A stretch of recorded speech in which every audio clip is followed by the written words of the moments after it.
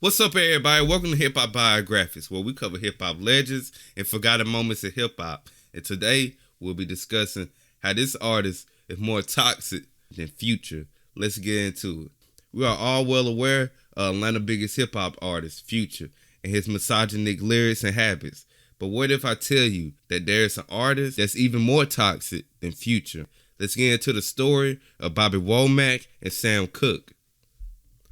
Bobby Womack was born March 4th, 1944 in Cleveland, Ohio. Bobby's upbringing wasn't the easiest. As a child, he would rummage through the trash of a local business to look for something to eat. Bobby's father was a steel worker, a minister, and a musician, and Bobby's mother was a musician at the same church as Bobby's father. Bobby would be the third oldest of 5 boys. While as kids, Bobby and his brother's father told him not to touch his guitar whenever he wasn't home. But like any child, when telling them not to do anything, it makes it even more appealing to that child. Bobby and his other 4 brothers would constantly steal their father's guitar whenever he wasn't home.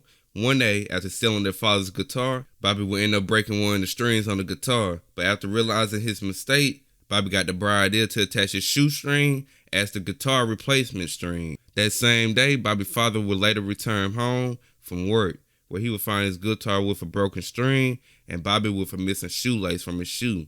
Now, faced with being punished, Bobby's father gave him an ultimatum to either receive a spanking or to play the guitar. Bobby chose to play the guitar over receiving a beating for his misdeed. Seeing the opportunity to get out of trouble, Bobby would play the guitar so well that he impressed his father, making him question, why did he keep this away from his boys? And after this, Bobby's father would go on to buy all his sons guitars, starring them a band called the Womack Brothers.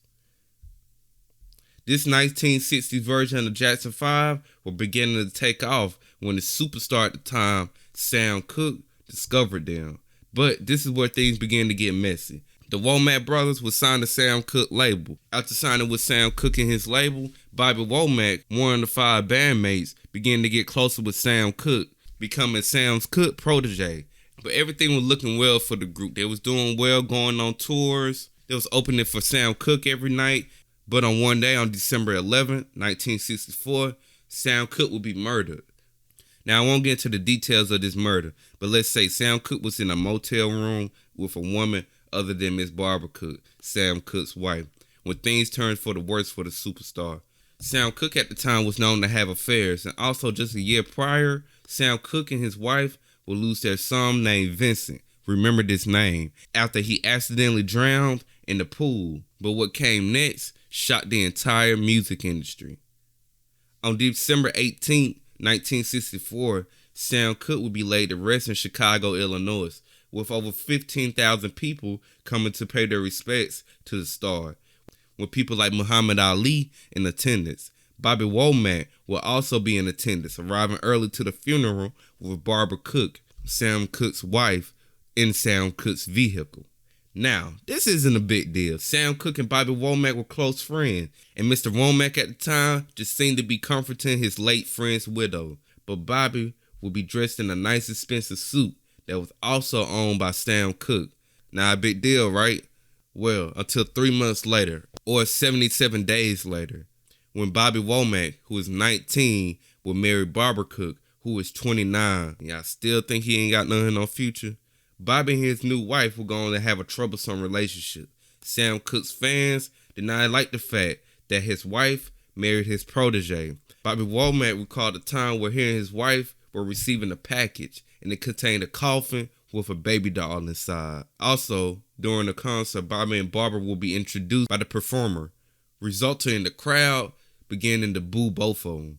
The marriage would produce a child, who they also named Vincent, after Barbara's and Sam Cooke's late son who drowned. Vincent Womack would go on to have a battle with drugs and alcohol, and in 1986, he would tragically take his own life.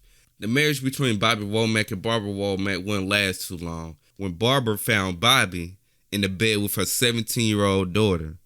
Barbara, being a sensible woman, would go on to grab a gun and begin to chase Womack around the house until he decided to flee from the house, where she fired shots at him, grazing the side of his head. This would obviously be the end of the marriage, and Bobby Womack would go on to move on with his life, leaving the destruction on Sam Cooke's family that he caused in his rearview mirror. But Bobby Womack wouldn't be done. In 1985, he released a song called I Wish You Didn't Trust Me So Much. In this song, Bobby would talk about how he wished his late friend Sam Cooke didn't trust him so much with his wife. He would go on to say lines like, "We had the same good taste in women. How could he be so blind?" He turns the disrespect up more by wishing that Sam Cooke would never come home and that she is taking advantage of him because of his young age, but he is fully participating in this affair. This song will go on to be one of Bobby Womack's biggest songs, charting at number 2 on the Billboard charts. Bobby Womack will go on to have great success as an R&B singer, with a career spanning over 60 years and releasing 23 albums. He will end up passing away in June of 2014. Barbara Cooke wouldn't make too many public appearances after her divorce with Bobby Womack, and she will go on to pass in 2021.